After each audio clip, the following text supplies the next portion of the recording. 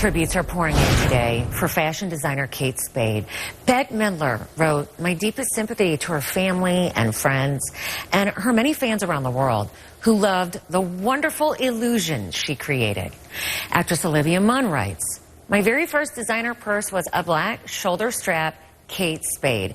I treasured it and was obsessed with keeping the little white Kate Spade label clean. Rest in love." You know, in one of her most recent interviews, Kate Spade was asked what she wished she knew what she wished she knew when she started her company that she then knew. Is there anything you know now that you wish you had known back then? Yes, to worry less. I wish I worried less. I think I worried throughout the company and... Still do. Yeah. Still do. It's a sweet answer. Fashion expert herself and TV personality Melissa Rivers has been kind to get up early and join us this morning for such a sad occasion. It is, man, your heart just goes out to her family, Melissa. You had her before as a guest on Fashion Police. I think about that voice of hers. What was she like as a guest and as someone who would have to talk about other people's fashions that they were wearing? She was a terrific guest. Again, she was so lovely, and I don't think people realize how quick she was, and great humor, and such wonderful style. There was this immense likability, and every time I would run into her socially through the years, it was always joyful, and the humor. She was such a force. Yeah, tell me a little bit about how groundbreaking apparently her career was to make an entire company at first just on bags. Now I know you can get a Kate Spade pair of shoes or an outfit now, but at the time it was just a few bags. I mean, it's what she did, and it's so sad when someone passes and we look back and only then do we sort of acknowledge what they have done. She was really the first one to create an financially accessible it bag. You could be young or in college, and it's something you could aspire to that wasn't out of reach. And the empire expanded, the shapes were classic, they felt young and clean. And I was just saying to someone, I remember when I had my son 17 years ago, which is hard to believe, all I wanted was a Kate Spade diaper bag. I mean, she crossed into so many areas, and right, because who made fashion diaper bags before that anyway? That no were accessible. One. By the way, that also, and there was the brilliance that didn't look like a diaper bag. That was why we wanted one, because we were young and working and hip and cool. We didn't want some big mommy diaper bag. And she really opened the door for accessible luxury fashion. I just think about that creative mind and her mindset. Was anything said in fashion circles that she may have been going through depression or her state of mind? This just seems to come out of left field. But I suppose suicide does, doesn't it? Yeah, well, suicide can, and it also cannot. Again, I was not privy to her inner circle, so I would never want to comment on her state of mind. I know that they were launching, she and Andy were launching a new company. Anyone knows when you launch any company, it's very, very stressful. And she even admitted she wished she had worried less. So again, I would not hazard any kind of a guess on that.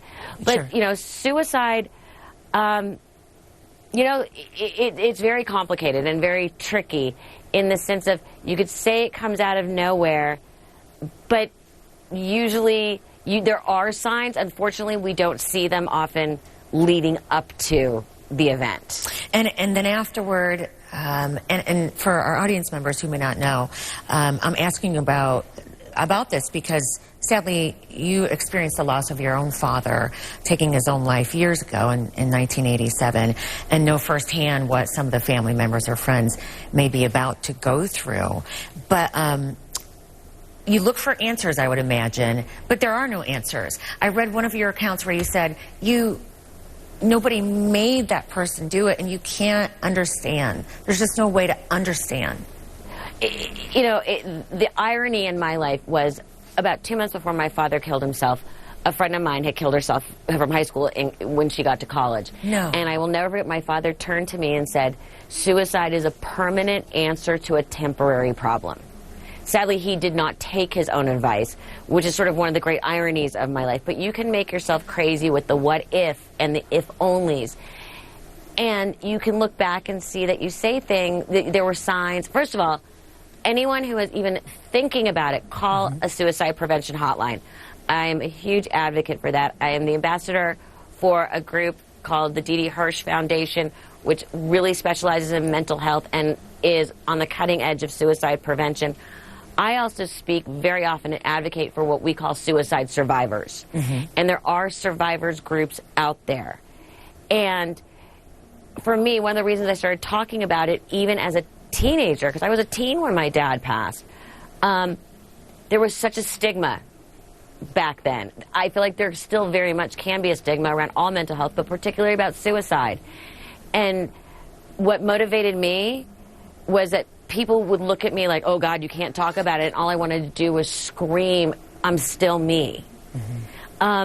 So especially, and I think about so much about Kate's daughter, you just want to say, get help. Admit that it has happened. You don't need to feel ashamed.